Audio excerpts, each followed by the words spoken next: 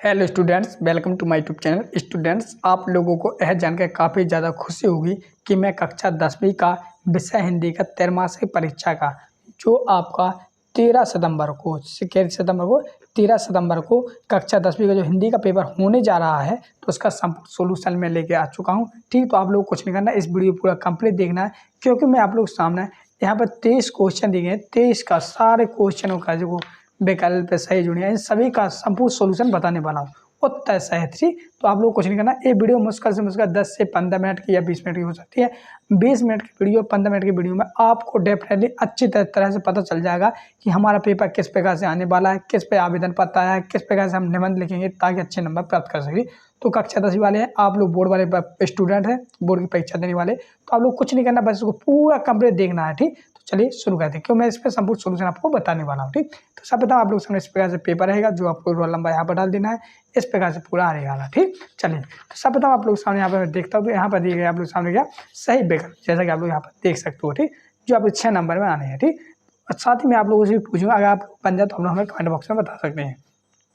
पहला देख लीजिए, सूरदास के गुरु थे। जो सूरदास के गुरु थे तो वे कौन थे इनमें से, बताइए। तो इनमें से आपका घा घड़ी वाला ऑप्शन है बल्लभाचार्य थे। ठीक, सिर्फ धनुष के टूटने पर क्रोधित हो उठे थे। तो कौन हो उठे थे क्रोधित, बताइए। आप लोगों ने रामायण तो देखी होगी, तो सभी लोग जानते हैं परशुराम। ठीक, तो गा ऑप्शन आपका सही हो जाएगा, परशुराम।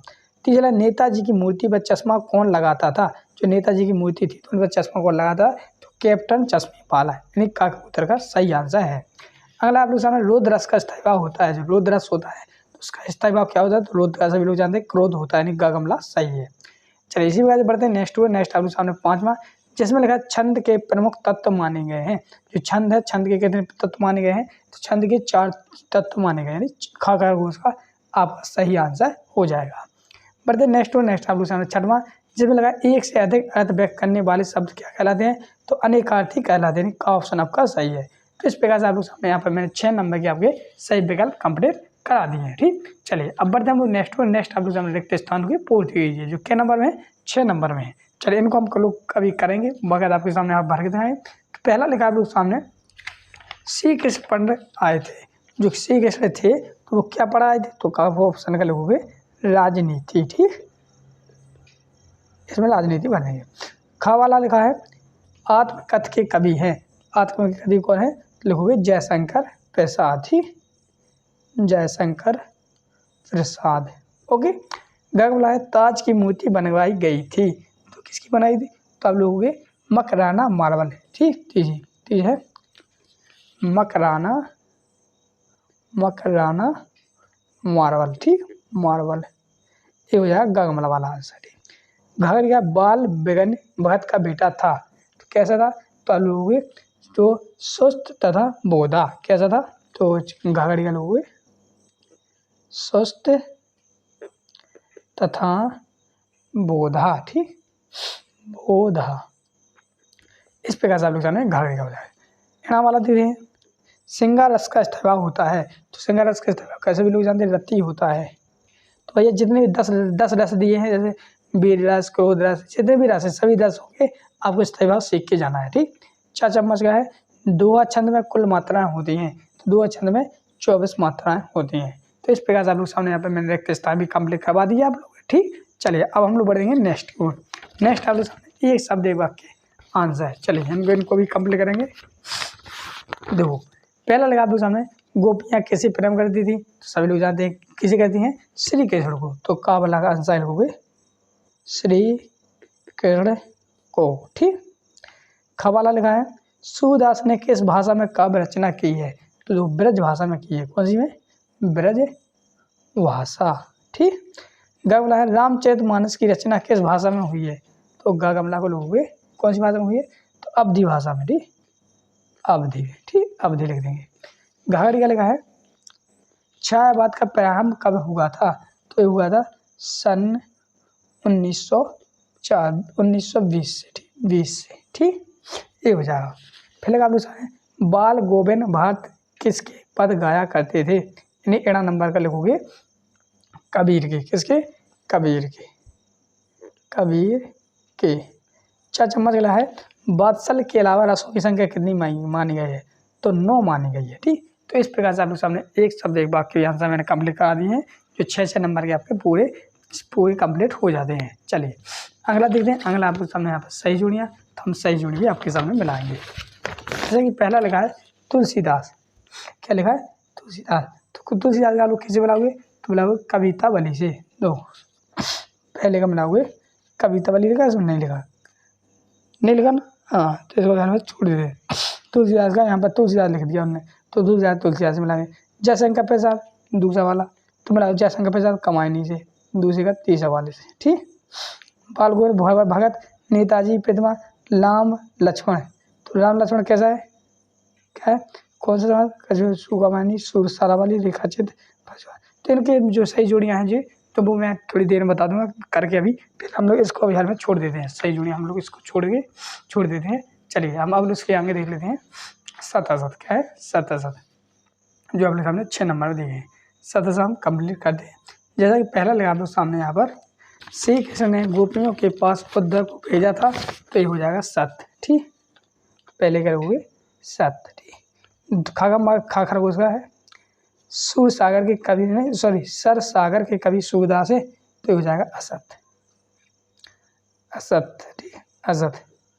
सुर सारा वाली ये है कवि है, ये आपका असत हो जाएगा। जब भी मैं अपने वीडियो के कमेंट एडिट करता हूं तब आपकी सबसे ज्यादा डिमांड रहती है कि सर जो पेपर आपने अभी हमें बताया है वीडियो के माध्यम से, इसका हमें पीडीएफ फाइल दे दीजिए और इसके सॉल्यूशन की भी पीडीएफ फाइल दे दीजिए। तो फाइनली मैं आपके लिए बता रहा हूं किस प्रकार से आप बहुत ही आसानी से इसके सॉल्यूशन जो पेपर मैंने बताया है इस पेपर को डाउनलोड कर सकते हैं। तो सबसे पहले आपको क्या करना होगा, गूगल पे आकर यहाँ पे टाइप करना होगा आपको studynotespj.com, ठीक है। तो अपने मोबाइल में यहाँ पे आपको टाइप कर लेना होगा studynotespj। जैसे आप studynotespj सर्च करेंगे तो यहाँ पे देखिए फर्स्ट जो आपको रिजल्ट देखने के लिए मिलेगा वो रहेगा आपका studynotespj.com। यहाँ पे आप ध्यान से देखिएगा, फिर यहाँ पे आपको क्लिक कर देना है, ठीक है। जैसे आप क्लिक करेंगे तो यहाँ पे साफ साफ देखने के लिए आपको मिल जाएगा कि नंबर 1 प्लेटफॉर्म त्रैमासिक पेपर जो सॉल्यूशन है उसके लिए यहाँ पे बनाया गया, ठीक है। तो आपको क्या करना है, नीचे आपको स्क्रॉल करके आना है और यहाँ पे देखिए जॉब बाय क्वालिफिकेशन में यहाँ पे आपको दिखेगा एमपी बोर्ड, ध्यान से देखिएगा, यहाँ पे आपको दिखेगा एमपी बोर्ड, तो एमपी बोर्ड पे आपको क्लिक कर देना है। एमपी बोर्ड पे जैसे आप क्लिक करेंगे तो आप देखिएगा मध्य प्रदेश बोर्ड त्रैमासिक परीक्षा असली पेपर हल पीडीएफ 2024, ठीक है। तो यहाँ से आपको त्रैमासिक पेपर भी मिल जाएंगे और पेपर का यहाँ पे सॉल्यूशन भी मिल जाएगा। तो विद्यार्थियों अब यहाँ पे देखने वाली बात ये होगी कि ध्यानपूर्वक आपको समझना होगा इस टेबल को। तो देखिए अगर आप कक्षा 9वीं में है तो आपके पेपर जो है यहाँ पे दिए गए हैं, ठीक है, सारे के सारे। और अगर आप कक्षा 10वीं में है तो आपके पेपर यहाँ पे नीचे वाली तालिका में दिए गए, मतलब 10 के नीचे 10 के पेपर है, 11 के नीचे 11 के हैं, इसी प्रकार से 12 के नीचे 12 के हैं। अभी मैं आपको किसी एक कक्षा का बता देता हूँ, सभी कक्षा के लिए सेम प्रोसेस फॉलो करने की जरूरत होगी, ठीक है। तो कक्षा 11वीं के लिए मैं बता देता हूँ, जैसे कक्षा 11वीं के हिंदी विषय का हम देखेंगे तो विद्यार्थियों कक्षा 11वीं हिंदी के लिए यहाँ पे 2 सेट का अवेलेबल है, सेट ए और सेट बी। तो अभी के लिए मैं सेट ए का आपको दिखा देता हूँ, सेट बी का आप डाउनलोड कर लेना इस वीडियो को देखने के बाद, ठीक है। तो इसी प्रकार से सभी क्लास के लिए आप कर लेना। तो यहाँ पे देखिए मैं सेट ए पे क्लिक कर देता हूँ। जैसे मैंने सेट ए पे क्लिक किया, यहाँ पे देखिए 13 सितंबर का असली पेपर पीडीएफ के साथ यहाँ पे आप देख सकते हैं हिंदी का ये दिया गया, ठीक है। अब यहाँ पे हम नीचे स्क्रॉल करेंगे, नीचे स्क्रॉल करने के बाद विद्यार्थियों ये देखिए बिल्कुल असली पेपर डाला हुआ देख लीजिए, पूरा का पूरा पेपर है। तो यहाँ से पूरा पेपर आप देख लेना, ठीक है। यहाँ पे आप चाहें तो डेट वगैरह देख सकते हैं किस तारीख को आपका पेपर है, ठीक है। यहाँ पे पूरा टाइम टेबल डाला हुआ है, पूरा पेपर आप देख लीजिए। सबसे पहले देखते जाइए, मैं जैसे जैसे स्क्रॉल करता जाऊंगा आपको संपूर्ण पेपर दिख जाएगा, ठीक है। इसी प्रकार से सभी क्लास के लिए आपको देखने के मिलेगा, सभी क्लास के पेपर संपूर्ण पेपर आपको देखने के लिए मिल जाएंगे। अब यहाँ पे आप त्रैमासिक के टाइम टेबल देख सकते हैं, कुछ इस प्रकार से जो टाइम टेबल है वो रीड कर लीजिएगा। फिर इसके बाद आप नीचे आएंगे ना तो यहाँ पे आपको सिलेबस भी देखने के लिए मिल जाएगा, क्या क्या आपकी परीक्षा में आ रहा है। तो यहाँ पे देखिए 13 सितंबर को आपका यहाँ पे पेपर है, ठीक है। सब कुछ आपको सारी जानकारी मिल जाएगी। अब आते हैं हम मेन पॉइंट पर। देखिए मेन पॉइंट आपका यही है कि देखिए ये जो यहाँ पे पॉइंट दिए गए हैं, महत्वपूर्ण स्टेप जो दिए गए हैं त्रैमासिक पेपर की पीडीएफ डाउनलोड करने के लिए, तो ये सारे पॉइंट आपको पढ़ लेने होंगे तभी आपको पेपर मिलेगा, ठीक है। फिर इसके बाद देखिए 25 सेकंड आपको रुकना होगा, तब आपको हरा कलर का जो है डाउनलोड का बटन दिखेगा। तो यहाँ पे देखिए हम ऑलरेडी 25 सेकंड से ज्यादा यहाँ पे वेट कर चुके हैं, इसलिए डाउनलोड का बटन शो हो रहा है। अब इस डाउनलोड के बटन पे मैं जैसे क्लिक करूंगा तो यहाँ पे देखिए सॉल्यूशन की पीडीएफ आ चुकी है। इसी प्रकार से पेपर की पीडीएफ अगर आपको डाउनलोड करनी है तो यहाँ पे फोटो गाँव में भगत अपनी खेती की पैदावार पहले कबीर मठ लेकर जाते थे, तो तीसरे का हो जाएगा सत। चौथा लिखा है वीर रस का इस्तेमाल क्रोध होता है, तो यह हो जाएगा असत, क्योंकि वीर रस का उत्साह होता है, ठीक। तो चौथा का असत। पांचवा है ऋणा नंबर का नेताजी का चश्मा स्वयं प्रकाश की रचना है, तो ये हो जाएगा सत। चश्मा यथाशक्ति अप्यय समास का उदाहरण है, तो ये हो जाएगा सत। तो इस प्रकार से आप लोग सामने यहाँ पे मैंने सत असत भी आप लोगों के सामने कंप्लीट करवा दी हैं। चलिए हम बढ़ते हैं नेक्स्ट वन। नेक्स्ट आप लोग सामने यहाँ पे क्वेश्चन प्रश्न नंबर 6 क्वेश्चन आंसर देख रहे हैं। तो क्वेश्चन आंसर देखने से पहले मैं आप लोग बता दें, आप कक्षा 10वीं वाले जितने भी स्टूडेंट हैं सभी लोग चैनल को जरूर सब्सक्राइब कर लेना है। सब्सक्राइब करने से यही फायदा होगा कि अभी आपके जितने भी पेपर हैं जैसे सामाजिक विज्ञान, संस्कृत, इनकी मैं इसी प्रकार से सोल्यूशन सहित बताऊंगा। साथ ही आपकी अर्धवार्षिक होगी, वार्षिक परीक्षा होगी, तो उनकी मैं तैयारी कर दूँगा। तो जितने लोग हैं कक्षा 10वीं वाले सभी लोग चैनल को जरूर सब्सक्राइब कर लें, क्योंकि मैंने इंग्लिश का भी पेपर बताया था तो बहुत से बच्चों का कमेंट आया था कि सर जो आपने इंग्लिश में बताया था वही फंसा था, तो हमारा पेपर अच्छा गया है, ठीक। इसी वजह से मैं इंग्लिश में भी बता रहा हूँ, सॉरी हिंदी में बता रहा हूँ, तो हिंदी में भी आपका पेपर अच्छा ही जाएगा, ठीक। तो सब्सक्राइब जरूर कर लेना। चलिए तो पहला प्रश्न देखते हैं हम लोग, जो 2 नंबर है। उद्धव द्वारा दी गई योग के संदेश ने गोपियों की बेनाई में घी में काम कैसे किया। चलिए इन सभी का आंसर मैं आपको अभी 1 मिनट बताने वाला हूँ, क्योंकि मैंने इसके आप लोगों के लिए पीडीएफ बना रखी थी। तो पीडीएफ के माध्यम से मैं आपको बाकायदा इनके आंसर सहित दिखाने वाला हूँ, ठीक। देखो तो क्वेश्चन नंबर 6 ये रहा क्वेश्चन नंबर 6 का। जल हुए गोपियाँ कृष्ण के जाने के बाद विरह की अग्नि में जल रही हैं, वे कृष्ण के आने का इंतजार कर रही थी कि उनके बदले में उद्धव आ गए। उद्धव भी उनके पास अपनी मन पर नियंत्रण रखने की सलाह लेकर पहुंचे। कृष्ण के बदले से उद्धव का आना और उनके द्वारा मन में नियंत्रण रखने की बात ने गोपियों की बिरहानी में घी का आग किया था, काम किया था। तो इस प्रकार से 2 नंबर का आप लोग आंसर कंप्लीट कर लेंगे। चलिए 2 में से आप लोग अपना अथवा वाला कर सकते हैं या इनमें से कोई एक करना, ठीक। और 7वां गोपियों द्वारा दोहा को भाग्यवान कहने का क्या व्यंग नहीं थे। 7वें का आंसर है गोपियाँ उद्धव को भाग्यवान कहते हुए व्यंग कसती हैं कि श्री कृष्ण के संधिरण में रहते हुए भी वे कृष्ण के प्रेम से सर्वथा मुक्त रहे हैं, ठीक। एक क्वेश्चन नंबर 7वें का आंसर है। क्वेश्चन नंबर 8वां भगत के पुत्र वधु उन्हें अकेले क्यों नहीं छोड़ना चाहती थी।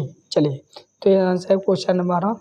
भगत की पुत्र वधु उन्हें अकेला छोड़कर नहीं जाना चाहती थी क्योंकि भगत के बुढ़ापे का वह एकमात्र सहारा थे। उनके चले जाने के बाद भगत की देखभाल करने वाला और कोई नहीं था। तो इस प्रकार से प्रश्न नंबर 8वें का आंसर कंप्लीट हो जाता है। प्रश्न नंबर 9वां देखते हैं। कहानी और उपन्यास में कोई 2 अंतर देना है तो दो। कहानी और उपन्यास में 2 अंतर हैं। कहानी का कथनांक संक्षेप किंतु उपन्यास का अंदर विस्तृत होता है, एक हो गया। कहानी में पात्र की संख्या कम होती है परंतु उपन्यास में पात्र की संख्या 2 है। तो 1 और 2 इन 2 को लिख लीजिए, ठीक। तो आपका नंबर हो जाएगा। चलिए अगला क्वेश्चन नंबर 10वां। छंद किसे कहते हैं, कितने प्रकार के होते हैं। देखो छंद की परिभाषा जो शब्द रचना वर्णों की संख्या, अक्षरों की संख्या, क्रम, मात्रा की गणना, गति आदि नियमों का निरूपित हो उसे हम छंद कहते हैं। किसी वर्णों या फिर मात्राओं के विन्यास से यदि आयत उत्पन्न होता है तो हम छंद कहा जाता है, ठीक हो जाएगा। उनके प्रकार तो छंद 2 प्रकार होते हैं, कौन कौन, मात्रिक छंद और बारक छंद। मात्रिक छंद किसे कहते हैं, जिसमें मात्राओं की गणना होती है, और बारक छंद किसे कहते हैं, जिसमें वर्णों की संख्या वर्णों के ज्ञात होता है। अगला क्वेश्चन हो गया महाकाव्य और खंड का अंतर लिखना है।